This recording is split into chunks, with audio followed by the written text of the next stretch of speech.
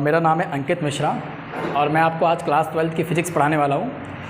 इस class 12th की physics के अंदर मैं बहुत सारे टॉपिक्स कवर करूँगा जो जेई के पॉइंट ऑफ व्यू से और नीट के पॉइंट ऑफ व्यू सारे इम्पॉर्टेंट होते हैं। और आपके जो क्लास जो 12th जो बोर्ड एग्ज़ाम होता है सीबीएसई और एमपी बोर्ड का, उसके रिलेवेंट से भी मैं यहाँ पे सारे डेरिवेशंस, सारे न्यूमेरिकल्स, सारे टॉपिक्स को डिस्क्राइब करूँगा और उनके बारे में बताऊँगा। यहाँ मैं जो भी टॉपिक पढ़ाऊँगा सब आपको फिजिकल मीनिंग से रिलेटेड होगा, यानी सब मैं आपको रियल लाइफ से कनेक्ट करूँगा। यहाँ पे कोई भी थियोटिकल में आपको यहाँ पे रटवाऊँगा नहीं, यहाँ पे कॉन्सेप्चुअली उस टॉपिक के बारे में आपको यहाँ पे समझाऊँगा लाइन बाई लाइन। तो देखो, आप 12th क्लास की फ़िज़िक्स के अंदर आपको पढ़ा होगा, एक होता है इलेक्ट्रोस्टैटिक, एक होता है इलेक्ट्रोडायनेमिक होता है, यानी दो पोर्शंस होते हैं, इलेक्ट्रोस्टैटिक और इलेक्ट्रोडायनेमिक। अब आपको पता है कि इलेक्ट्रो जो मैग्नेटिज्म होता है, आपकी जो 12th की फ़िज़िक्स होती है, इलेक्ट्रो मैग्नेटिज्म, ये जो होता है इलेक्ट्रोमैग्नेटिज्म, ये एक्चुअली क्या होता है, ये दो टाइप्स की होती है। एक होता है आपका इलेक्ट्रोस्टैटिक, दूसरा होता है बच्चों इलेक्ट्रोडायनेमिक।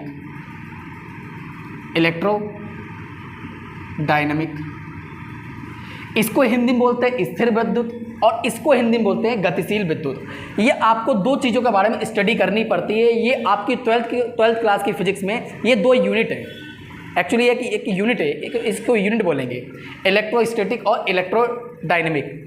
इलेक्ट्रोस्टैटिक में आपके दो चैप्टर आते हैं, एक का नाम है बेटा चार्ज फील्ड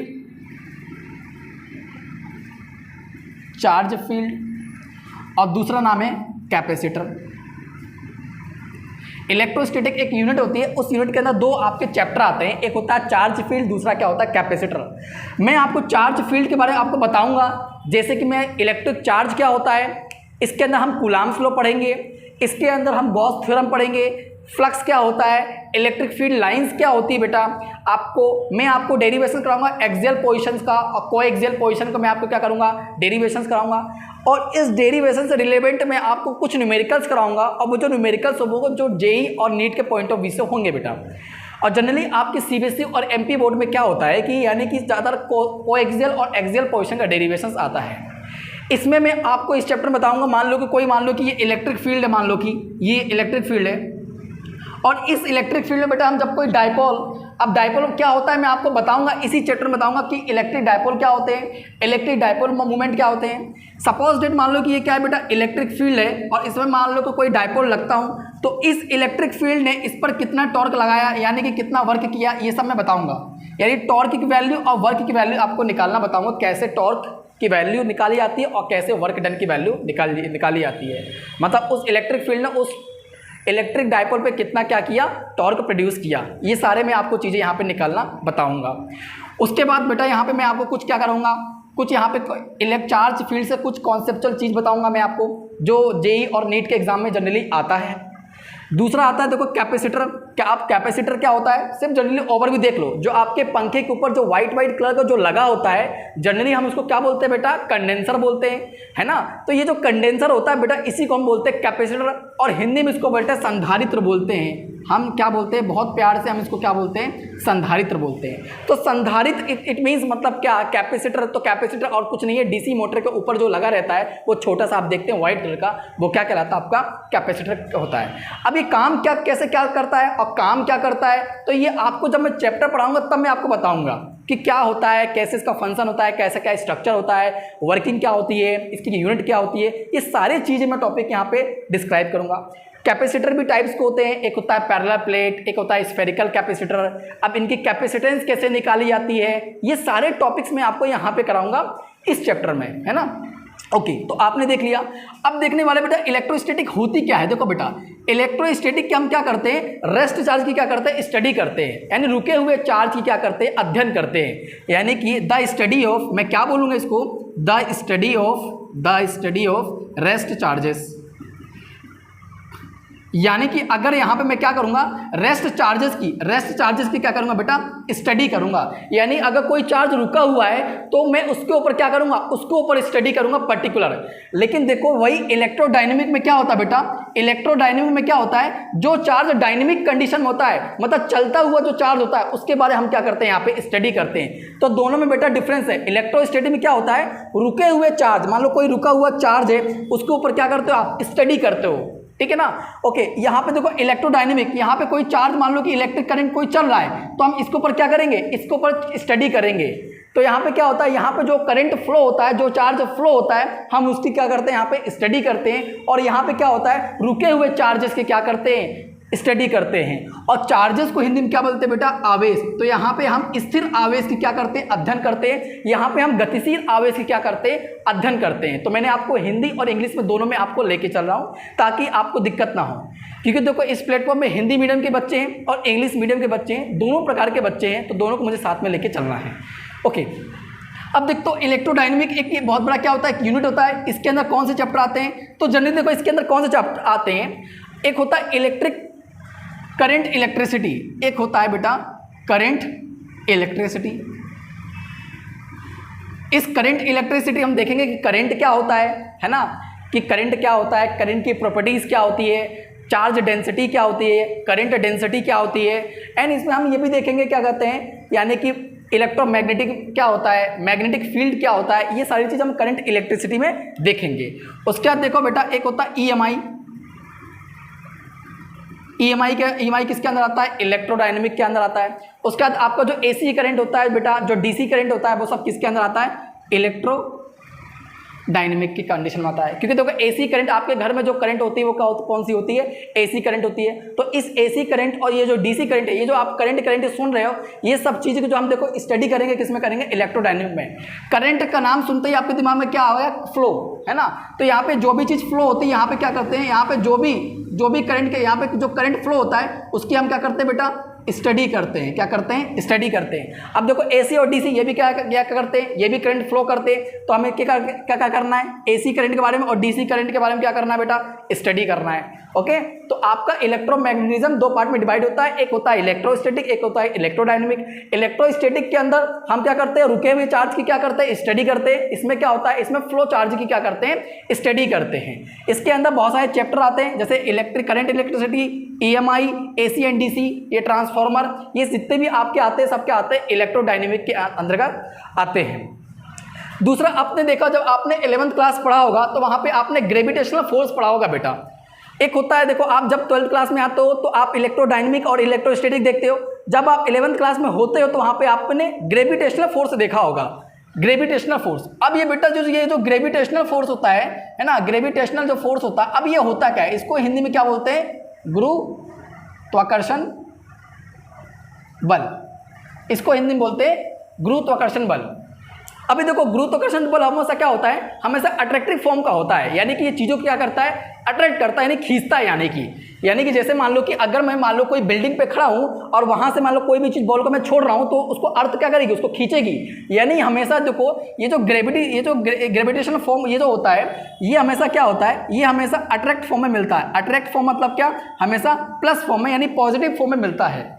ओके, लेकिन अगर मैं वही बात करूं इलेक्ट्रोस्टैटिक, तो इलेक्ट्रोस्टैटिक हमेशा क्या होता है, यानी पॉजिटिव में और नेगेटिव में दोनों में मिलता है। तो दोनों में अगर मैं इस पे कंपैरिजन करके बताऊं यहाँ पे, तो यहाँ पे आप देखो, यहाँ पे अगर मान लो कि इलेक्ट्रो यानी ग्रेविटेशनल और इलेक्ट्रोस्टैटिक, इन दोनों के बारे में अंतर बताऊं, ये आप 11th क्लास में पढ़ते हो, ये आप 12th क्लास में बेटा पढ़ते हो। ग्रेविटेशनल फोर्स क्या होता है, हमेशा अट्रैक्टिव नेचर का होता है, यानी कि अट्रैक्टिव नेचर का होता है, मतलब आकर्षित प्रकार का होता है। ये हमेशा किस में पाया जाता है, पॉजिटिव में पाया जाता है, यानी प्लस में पाया जाता है। अब जो देखो बेटा इलेक्ट्रोस्टैटिक होता है, वो हमेशा क्या होता है, पॉजिटिव फॉर्म में होता है, और क्यों, नेगेटिव फॉर्म में होता है। क्योंकि इलेक्ट्रोस्टैटिक में आप दो चार्ज के बारे में पढ़ते हो बेटा, एक होता है पॉजिटिव चार्ज, एक होता है बेटा नेगेटिव चार्ज। अब पॉजिटिव चार्ज को क्या बोलते हो, प्रोटॉन बोलते हो, और नेगेटिव चार्ज को क्या बोलते हो आप, इलेक्ट्रॉन बोलते हो। और आपको पता होगा पॉजिटिव चार्ज की जो मास की जो वैल्यू होती है वो क्या होती है, नेगेटिव चार्ज से क्या होती है, ज़्यादा होती है, और नेगेटिव चार्ज की जो मास की वैल्यू क्या होती है बेटा, कम होती है। ओके, देखो जो ग्रेविटेशनल फोर्स होता है बेटा क्या होता है, वो अट्रैक्टिव फॉर्म का होता है। और हमने 11th क्लास में क्या देखा था, जो यानी ग्रेविटेशनल फोर्स होता है वो मास पे डिपेंड नहीं करता है ना, do not depends upon mass, यानी तो किस पे डिपेंड करता है, मास पे डिपेंड नहीं करता। अब आप सर आप ऐसे क्यों बोल रहे हो, अगर आप बोलोगे तो देखो बेटा, मान लो कि ये दो चीज़ें, मान लो कि ये हल्की चीज़ है बेटा और ये देखो भारी चीज़ है, इसका मास क्या है, इसका मास कम है, इसका मास क्या है, मान लो कि ज़्यादा है। मान लो कि ये भी एग्जाम्पल ले रहा हूँ, मान लो कि ये एग्जाम्पल ले रहा हूँ बेटा, ये डस्टर, मान लो कि ये डस्टर और ये मार्कर है, ये दो का एग्जांपल ले रहा हूँ, इसका मास क्या होगा, ज़्यादा, इसका मास क्या होगा, कम। अगर मैं दोनों को इनको एक साथ छोड़ूंगा, देखो एक साथ छोड़ूंगा, ये एक साथ छोड़ूंगा, तो दोनों क्या होंगे, एक साथ नीचे पे गिरेंगे। यानी कि ऐसा नहीं होगा इसका वेट ज़्यादा होगा तो ये सबसे पहले पहुँचेगा, इसका वेट कम होगा ये सबसे बाद में पहुँचेगा, ऐसा नहीं है। यानी कि हमारी जो अर्थ होती है, जो अर्थ यानी जो अर्थ होती है, ये अर्थ वो क्या करती है, सेम क्या करती है, सेम नेचर का फोर्स लगाती है, चाहे वो हल्की चीज़ हो चाहे क्या हो, भारी चीज़ हो। यानी जो ग्रेविटेशनल फोर्स होता है वो यानी कि भारी चीज़ पे भी और हल्की चीज़ पे भी सेम प्रकार का क्या करती है, फोर्स लगाती है। तो आपको ये चीज़ समझना है कि ग्रेविटेशनल फोर्स हमेशा क्या करते हैं, खींचती है, कभी दूर भेजती है क्या बेटा, नहीं। जैसे मान लो कोई जमीन पर कोई चीज़ पड़ी है, कभी क्या धरती उसको क्या दूर धकेलती है क्या, नहीं।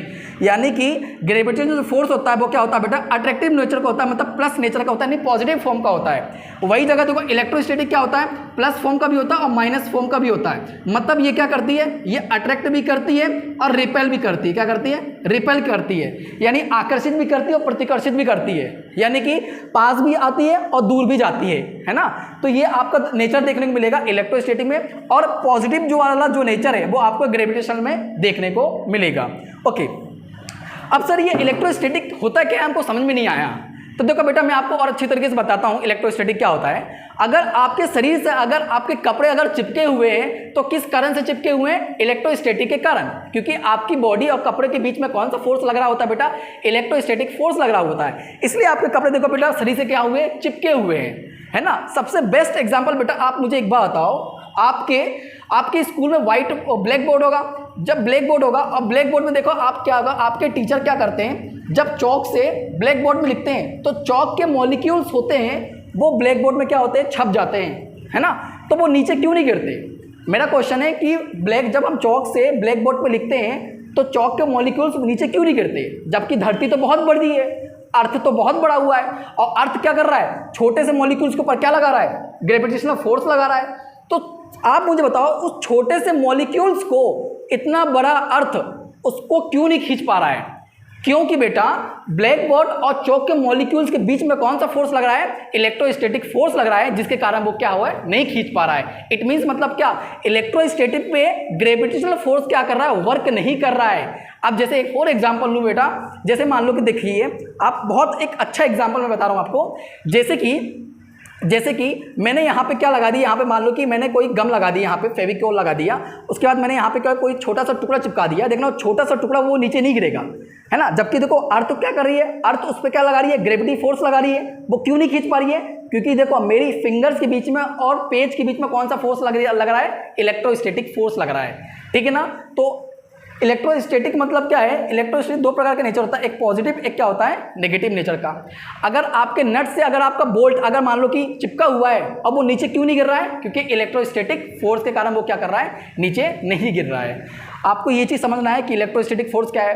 अच्छा, दो बादल जब आपस में आते हैं और बीच में देखो चिंगारी निकलती है बेटा, तो वो किस कारण से होता है, इलेक्ट्रोस्टैटिक फोर्स, मतलब वहाँ पे इलेक्ट्रोस्टैटिक नेचर देखने को आपको मिलता है। यानी दो क्लाउड्स जब पास में आते हो बीच से क्या निकलती है बेटा, स्पार्क निकलती है, वहाँ पे हमको इलेक्ट्रोस्टैटिक देखने को मिलता है। तो आप जिधर भी देखोगे वहाँ पे क्या होता है, इलेक्ट्रोस्टैटिक देखने को मिलेगा।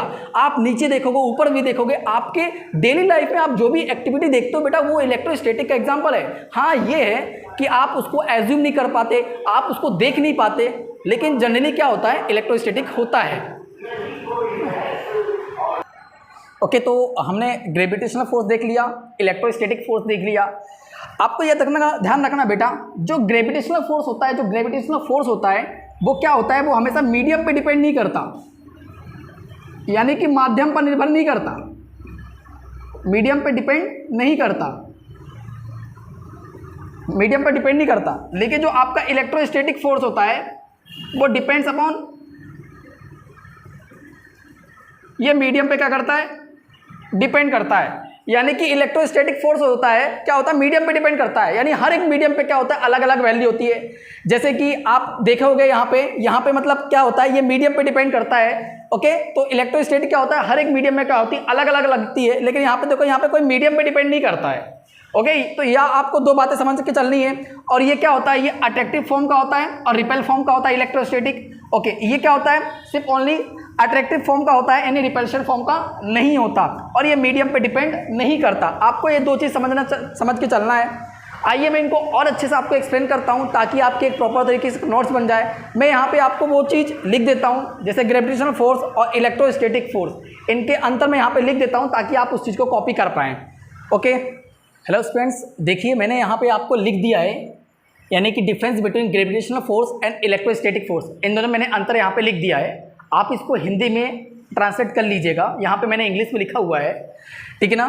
तो देखो इसकी आइडेंटिकल प्रॉपर्टीज मतलब क्या, मिलते जुलते प्रॉपर्टीज है ना। तो यहाँ पे देखो मैंने डिस्क्राइब किया है, पहला लिखा है both are forces, both the forces are central forces, that is they act along the line joining the central of two charge bodies. ये क्या करते हैं, ये सेंट्रल फोर्स यानी सेंट्रल पे क्या होते हैं, एक्ट होते हैं। मतलब यानी ग्रेविटी फोर्स और जो इलेक्ट्रोस्टैटिक फोर्स होता है, ये क्या होता है, ये सेंट्रल फोर्सेस होते हैं। मतलब ये सेंट्रल के बीच में एक्ट फोर्स लगते हैं। सेकंड देखो आपको देखना है, both the force obey inverse square law. मतलब जो ग्रेविटेशनल फोर्स है और जो इलेक्ट्रोस्टैटिक फोर्स है वो इस लॉ को क्या करते हैं, फोर्स लगाते हैं। यानी कि इट मीन्स मतलब क्या, अगर मान लो कि डिस्टेंस क्या होगी, कम होगी, तो फोर्स क्या लगेगा, ज़्यादा लगेगा। और डिस्टेंस अगर ज़्यादा होगी तो फोर्स क्या लगेगा, कम लगेगा। ये दोनों क्या करते हैं, ग्रेविटेशनल फोर्स और इलेक्ट्रोस्टैटिक फोर्स, ये दोनों इसको क्या करते हैं, फॉलो करते हैं। देखो दूसरा क्या लिखा है, तीसरा क्या लिखा है, बोथ आर कंजर्वेटिव फोर्स। ये दोनों क्या है, कंजर्वेटिव फोर्स। अब बेटा कंजर्वेटिव फोर्स क्या होता है, तो आपने 11th क्लास में पढ़ चुका होगा कंजर्वेटिव फोर्स क्या होता है। अगर नहीं पढ़ा तो आप जाके 11th क्लास की बुक्स देख लीजिएगा, वहाँ पे आपको पता चल जाएगा कंजर्वेटिव फोर्स क्या होता है। ओके, तो देखो फोर्थ क्या है इसमें, both the force are effective even in free space, ठीक है ना। अब देखो इसमें क्या है, नॉन आइडेंटिकल प्रॉपर्टीज है। अब नॉन आइडेंटिकल प्रॉपर्टीज मतलब क्या, ये दोनों एक दूसरे से कैसे अलग अलग हैं। तो देखो उनके बारे में मैंने यहाँ पे लिख दिया है, मैंने आपको सारी चीज़ यहाँ पे क्या किया है, डिस्क्राइब कर दिया, यानी समझा दिया है। अब आप सिर्फ नोट कर सकते हैं और देख सकते हैं। देखो यहाँ पे क्या लिखा है, gravitational force are always attractive in nature, तो ये मैंने आपको बता दिया। बट इलेक्ट्रोस्टैटिक फोर्स में भी अट्रैक्टिव और रिपल्सिव, ये भी मैंने आपको बता दिया। दूसरा देखो क्या लिखा है, gravitational force does not depends upon medium. और क्या लिखा है, देखो gravitational force act on mass but electrostatic force charge. तो कहने का मतलब क्या है, देखो यहाँ पे क्या लिखा है, gravitational force does not depend upon medium, मतलब ये मीडियम पे डिपेंड नहीं करता gravitational force. But electrostatic force क्या होता है बेटा, मीडियम पे डिपेंड करता है, बट ग्रेविटेशनल फोर्स मीडियम पे डिपेंड नहीं करता। ओके, दूसरा चीज़ और आपको समझने वाली है कि जो ग्रेविटेशनल फोर्स होता है वो मास पे डिपेंड करता है, लेकिन जो इलेक्ट्रोस्टैटिक फोर्स होता है बेटा वो चार्ज पे डिपेंड करता है। यानी कि ग्रेविटेशनल फोर्स क्या होता है, दो मासेस के बीच में लगने वाला जो फोर्स होता है उसको हम क्या बोलते हैं, ग्रेविटी फोर्स होते हैं। और ये हमेशा अट्रैक्टिव फॉर्म का होता है।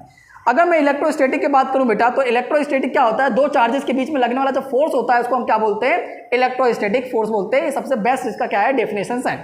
ओके, तो यहाँ पे आपको देखने वाली क्या बात है, अगर मैं बोलूँ ग्रेविटेशनल फोर्स और इलेक्ट्रोस्टैटिक बीच में आपको तीन देखो बेसिक पॉइंट आपको बता रहा हूँ। जो ये आप देखो 11th क्लास में आप डेरिवेशन कर चुके होंगे कि जो ग्रेविटेशनल फोर्स होता है वो क्या होता है, यानी कि जो ग्रेविटेशनल फोर्स होता है वो m1 और m2 पे क्या करता है, डिपेंड करता है। यानी दोनों मास के बीच दो मास पे क्या करता है, डिपेंड करता है। मान लो कि एक मास है m1 और एक मास है क्या है, m2 है, ये क्या करता है, इन दोनों पे क्या करता है, डिपेंड करता है, ठीक है ना। अगर ओके, अब देखो, अब ये देखो जी क्या है, ये जी क्या होता है बेटा, यूनिवर्सल कांस्टेंट होता है। ओके, और जी की वैल्यू क्या होती है, हमेशा क्या होती है, कांस्टेंट होती है। और ये कैपिटल जी की वैल्यू क्या होती है बेटा, 6.67 × 10⁻⁻11 न्यूटन मीटर स्क्वायर पर kg स्क्वायर। तो ये क्या होती है बेटा, यूनिवर्सल कांस्टेंट वैल्यू होती है। और ये सभी जगह क्या होती है बेटा, कांस्टेंट होती है, ये चेंज नहीं होती है, वेरिएबल नहीं होती है, हर जगह क्या होती है बेटा, सेम होती है।